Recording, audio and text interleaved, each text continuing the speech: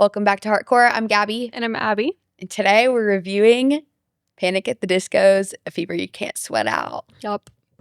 A masterpiece, honestly. One of the most iconic pieces of art that we've ever had. I fully agree. Not to give away our opinions on the review too early.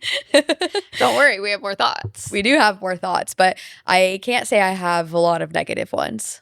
Me either. I do think it's a masterpiece. I do as well, which is crazy being a debut album alone. Totally. But it's also even crazier that they were in high school writing this. Like 17. Yeah.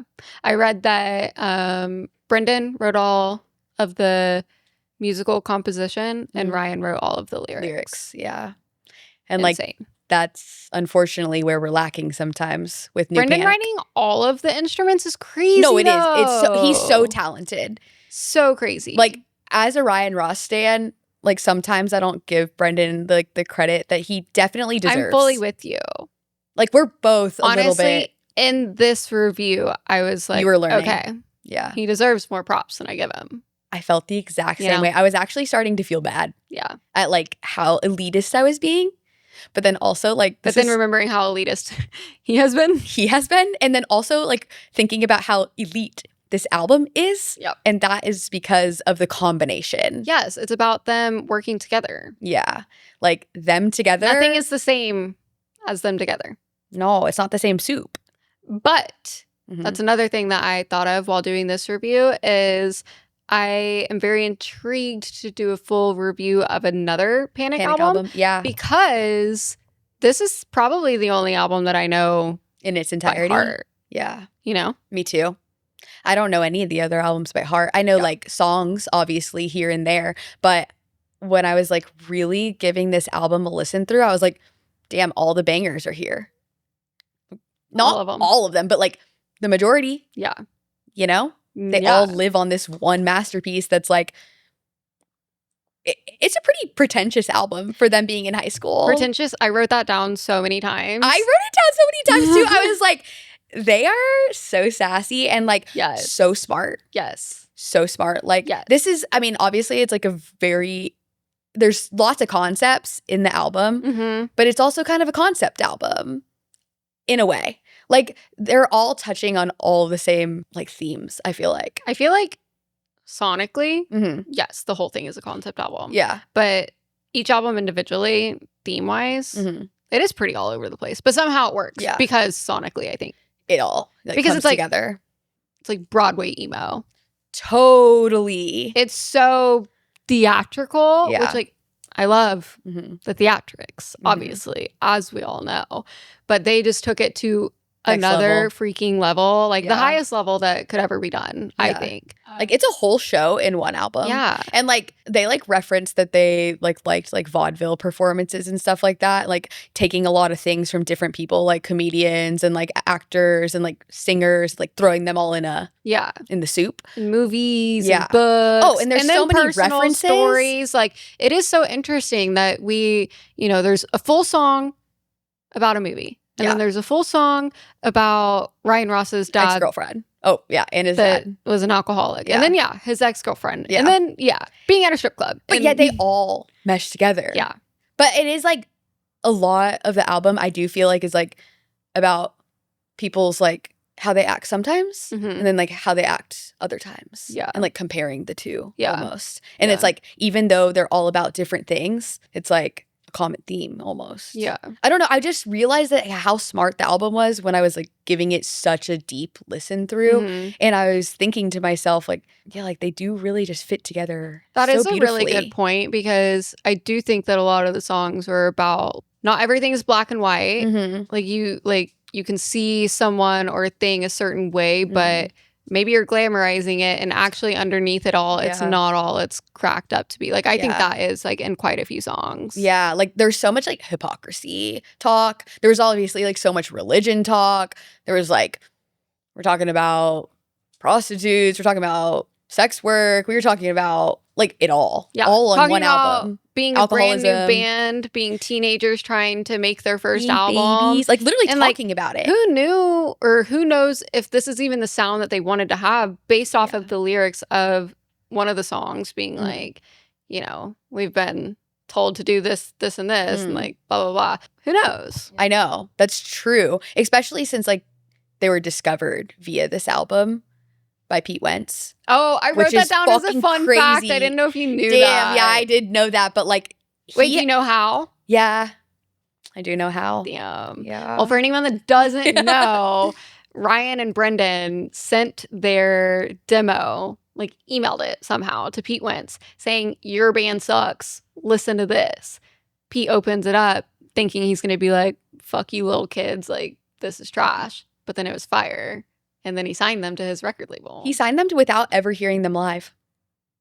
And then like drove to Vegas and said, okay, you're going to be on like my record label, which was Fueled by Ramen at the time, or like a subsidiary of it. And like insane. What an insane origin story. Come out story, you know? Like it's just so nutty. But you can see like some, to me, like Fall Out Boy presence totally in the album, so which makes sense. Like, I mean, Fall Out Boy like came up like what, right before them? Like there's a lot of similarities. Yeah. I mean, same era. Yeah, pop punk. Less theatrics. Less theatrics for sure. Like this is a next level album. They said, we're going to do it all at once. And they did. They threw it all in the soup. I literally had that exact same thought. Like this album sometimes totally just sounds like, you know, there were a bunch of bright teenagers. Little geniuses. They had a lot of ideas and they threw it all in this album. And a lot to say. And somehow it worked. If you can't tell, we're actually obsessed. So I didn't give it a 10 out of 10 though. Oh, you didn't? I didn't write it down. I didn't know we were doing that, but I can definitely let you know what it is. One other thing that I noticed during this like intense sit down of really just focusing on the album as a whole is that I never noticed that the album is sonically chunked into two halves, essentially, between like techno pop punk, like electronic pop punk, and then I don't even know how to describe the latter half, but like more of the like theatrical classic rock pop punk in a way. And it's separated by the intermission. And the intermission is chunked in half, starting electronic.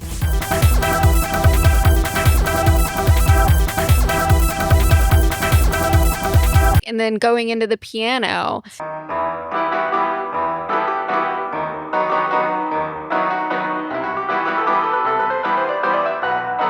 And I've never like really thought about it. The realization, and it's just so smart to me, and definitely feels very unique. It's a full performance in an album. Yeah, they literally said, "Put us on the stage, and we'll perform," and that's what they did. Yeah, we did it. That's what they did. Can you imagine seeing it live? No, the way it's supposed to be. The way it's supposed to be. The way it's supposed to be is what's important. Yeah, maybe one day. I'm not going to knock it off. I'm not knocking anything. Look at all this shit that we've been seeing recently with bands coming back. Yeah. And performing albums that you never thought would ever happen. I fully agree. Have friggin' Gerard getting out the Black Parade suit. Like, no. Yeah. No. And he said he was never gonna. He need the money. Yeah. He don't, but that's what he said. Okay, so we both ranked these individually. I think that we will supply them here.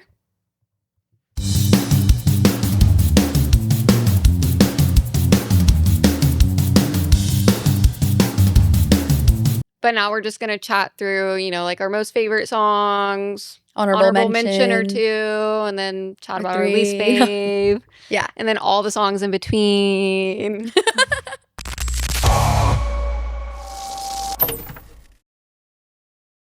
What's your number one? First of all, am I going to be shocked?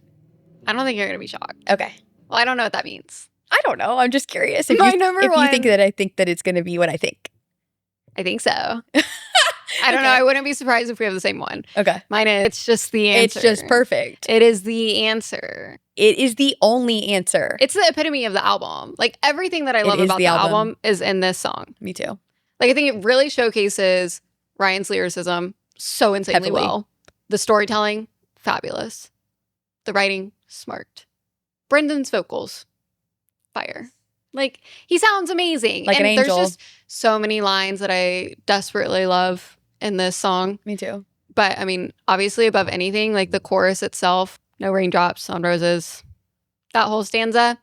And I love that it is a like dark, sleazy it's a full flip story on my favorite things. That song from Sound of Music. A Sound of Wonderful. Sound of Music. Which is my mom's favorite movie. Aww. So I've seen that movie a million times. And honestly, I never really put together really that it was the flip.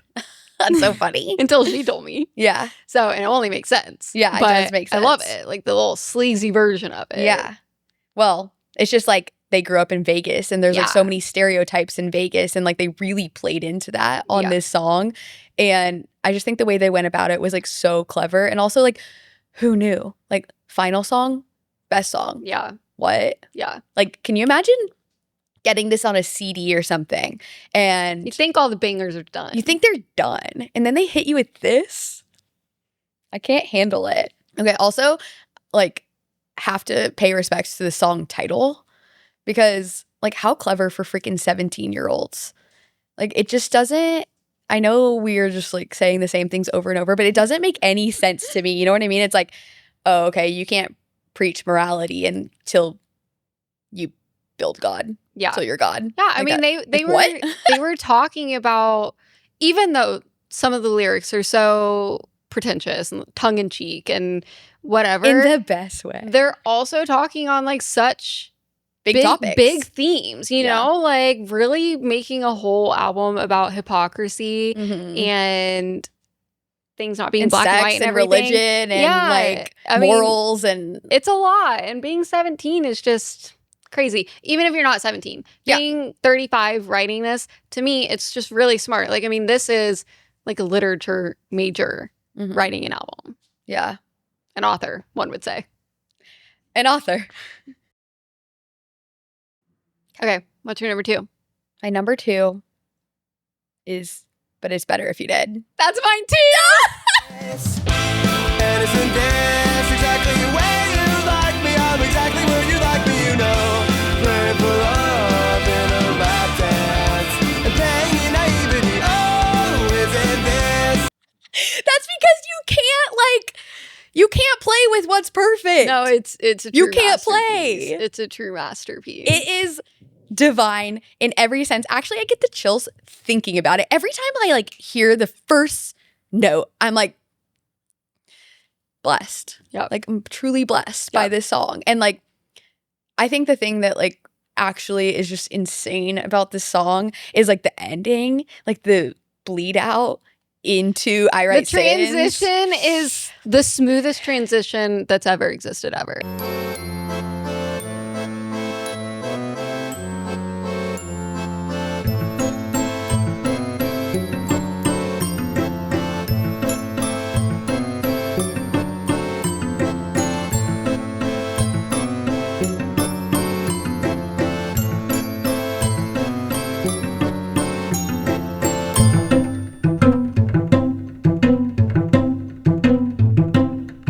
It's legendary. And the most iconic one. Totally. But I do think that Sins overshadows, while Sins is a masterpiece. It is. It does overshadow this masterpiece a little. Well, that's just because it's like more popular. Yeah. And it's still a masterpiece. Like, don't get me wrong, but these two, to me, they're just like heaps above in my heart. I fully agree. You know what I'm saying? And it's funny because, you know, while we've been talking about how they're talking on such big topics and everything, I do think this is arguably the most simple song on the album. Well, and it's like a concept song in itself because it's like all based around that Natalie Portman movie. Wait, I thought this one was about, maybe it's about two things, but I thought it was about... Well, I'm sure it's about two things. His girlfriend, ex-girlfriend, or a girl he liked and she didn't like him back. Maybe that's also a movie. I don't know. I think it's maybe about both. Well, the title of the song is from the movie. You know what I mean? Because like they took like a quote that Natalie Portman said and then broke it up into two. Like lying is the lying one. Yeah. The lying one is like the first part of the quote. But it's better if you do. But it's better if you do is part of it too. Lying's the most fun a girl can have without taking her clothes off. But it's better if you do.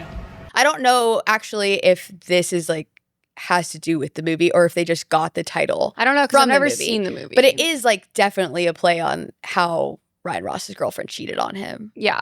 That's what it feels Or like. it's either like she cheated, or there's also like fan theories that it's just like about a girl that he liked that she didn't like him back and he was trying to make her jealous, whatever. And then he told this story. I think this like shows their age so much, right? Yeah. Like he's talking about finally coming of age and going to a strip club to make a girl jealous and then being there and all of a sudden being like, this isn't me. This is so out of character. I'm so uncomfortable. Yeah. And then the line, trying to find love. Looking for love in a lap dance.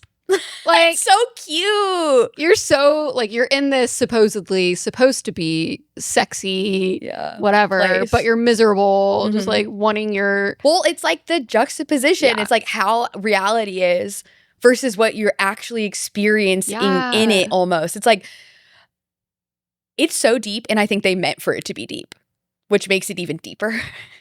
Like, I don't think it just like happened on accident. But I think it's also so simple. But it's also so simple. Because every single person in the world has felt this. Totally. And you're not hiding behind a lot of metaphors either. Like, it is just straight to the point. Looking for love in a lap dance. I love it. It's perfect. I'm so glad that we're on the same page here. I wonder if our number 3 is going to be the same, It's going to be so crazy if it is. Okay. I will say, this is where I like got crazy with my ranking. Oh. I had something else here. And then I listened with new ears and I moved something up. Okay. So I'm just saying. What is it? It's Nails. Prescribed pills, all set the stakes, all set the bills. You know you should take it a day at a time. What's yours? Can I guess? Huh? Yeah, you can guess. Is it the only difference is between? No. Is it Time to Dance? No. Okay. What is it?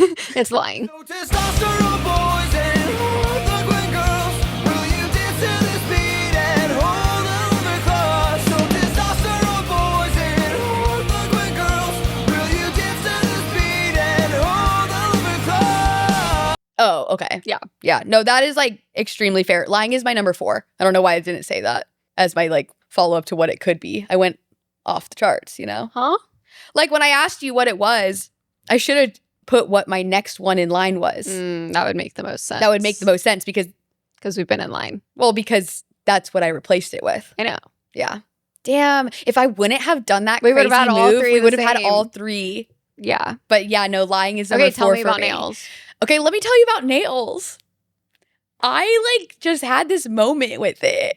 I understand. Is that the song you're having the moment with?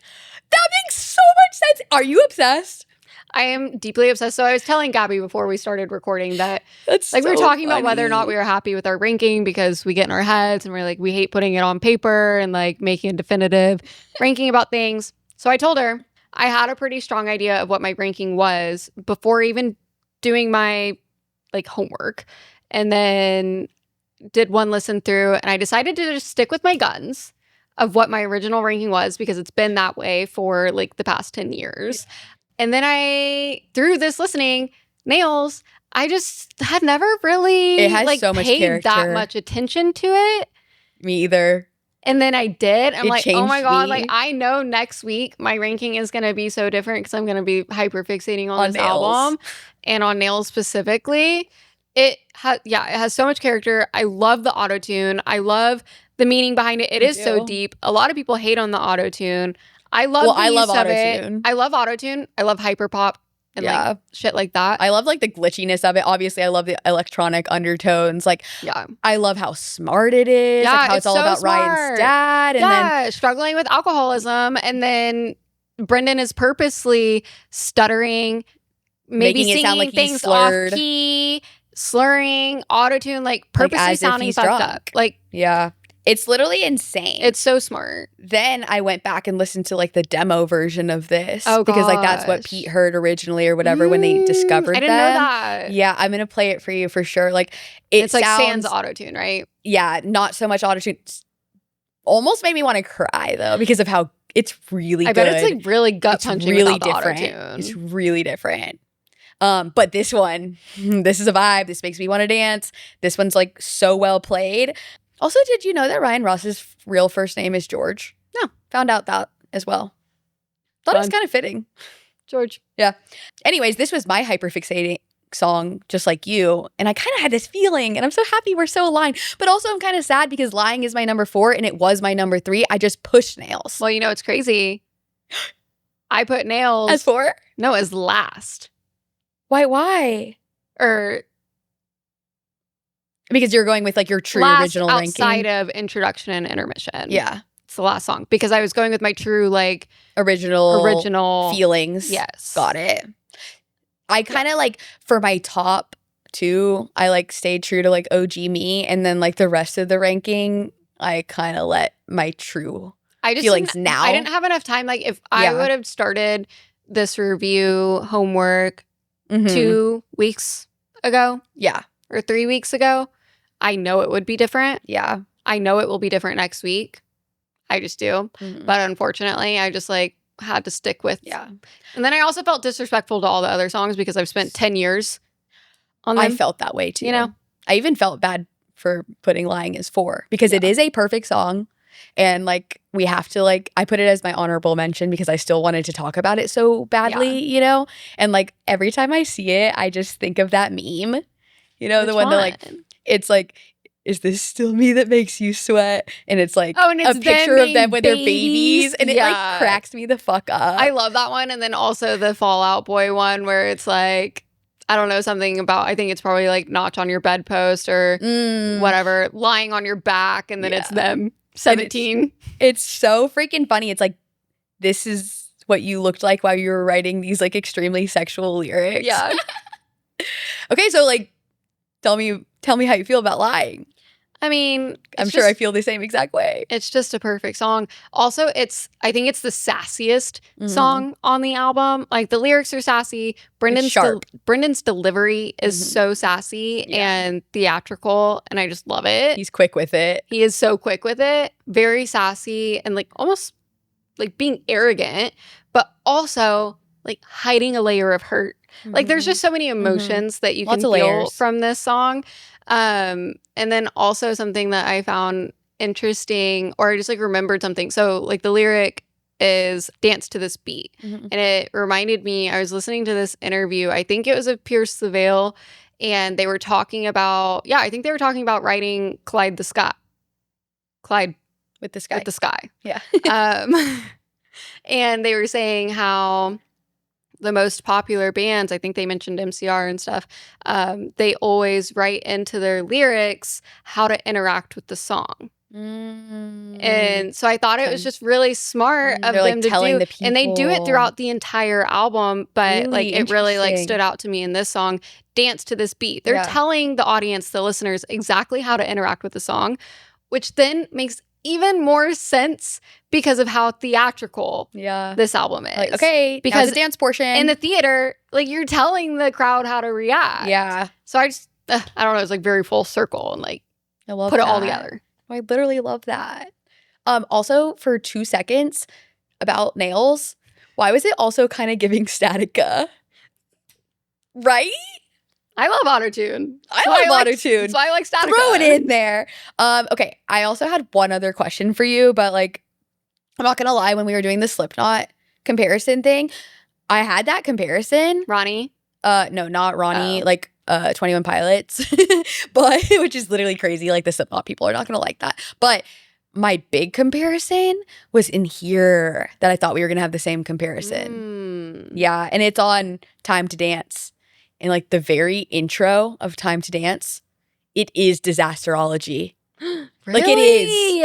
Like it is. It was driving me freaking crazy. I was like, what is this? What is this? What is this? You'll have to show me. It clicked. That sounds so fun. Yeah. I can't wait to hear. Yeah. Can't wait to show you. Well, this was an incredible journey with you. It was. It was so fun. I'm so glad we're so extremely musically aligned. Very it aligned makes life on this just one. like so much better. Yeah. So what's your least favorite? Oh, my least favorite. Let's see. Besides I just have at 12 and 13, I have intermission and introduction. No, you can't. That's a cop-out. Okay, I know it is, but is that not how yours is? No, but that is how mine is. But then I did like my least favorite being Nails. Because it's my lowest full song. Sure. Okay. My lowest full song, I know it's a very probably unpopular opinion for the fan base, but it's Calmasato. Oh. Yeah. Just Why? doesn't do it for me. Yeah. It does it for me. It does it for you? Yeah. Yeah. Where is it? 6. Okay. Right under Sins. Right under Sins? Mm-hmm. Then my honorable mentions were about Martyrdom and London Beckoning, just because I liked how the very beginning of this album, they were talking about themselves as a band a lot, and they introduced themselves as a band to the listeners and to the public, like in this theatrical world, whatever. Like lyrics like Panic Meet the Press and I guess this calls for an introduction. I don't know. I just thought it was so smart and cute. They were so clever with these their guys words are in just this. introducing themselves as a band at the beginning of their first album. How As precious. As they should. How the precious. babies. I love them so much. How would you rank this album? It's really up there for me. I'm not like usually like a 9 thrower outer, Oh. but I think it's like a solid 9. Yeah. Like just a 9.0. Wow. What do you give it? I put down an 8.5. Okay, that's fair. Yeah.